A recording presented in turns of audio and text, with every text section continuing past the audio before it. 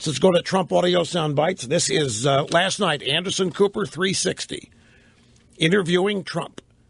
And they're talking about his campaign.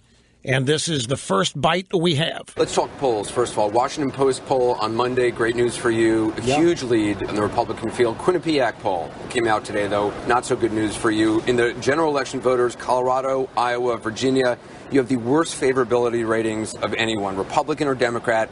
Negative favorability ratings of almost 2-1. Hillary Clinton also did badly. I haven't seen it. I really don't know. Talking yesterday, Jeb Bush said, if we embrace this language of divisiveness and ugliness, we'll never win. I get called all these horrible names by Lindsey Graham. I couldn't care less about Lindsey Graham. He's registered at, I think, 0 in the poll. I guess it was Lindsey Graham called me a jackass. So am I supposed to say, oh, it's okay if I'm called a jackass? You have to fight back.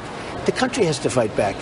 Right. Trump says that he's fighting to save the country, and that's exactly what needs to happen. Everybody else needs to be fighting to save the country. And if he wins, he will change his tone. Oh, I think so. I think I'd deal very differently. Do you have the temperament to be president? That's the question that Jeb Bush was really raising about the divisiveness, about the language. You have a no prisoners approach. Somebody attacks you. No, I don't have that. I'm very different than you would think. Right now I'm fighting because I'm number one in the polls by far, and I'm being attacked on all sides. In my opinion, when attacked, you have to, defend and attack back, okay? That makes common sense, does it not?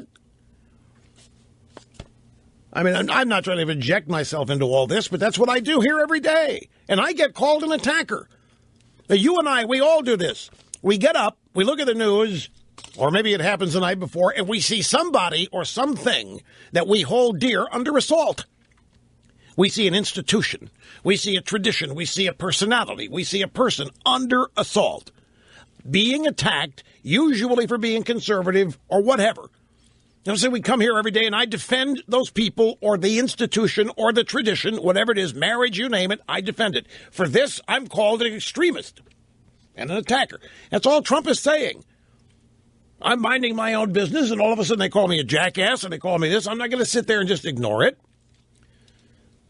So the next question from Anderson Cooper was, well, look, that Quinnipiac poll in Iowa.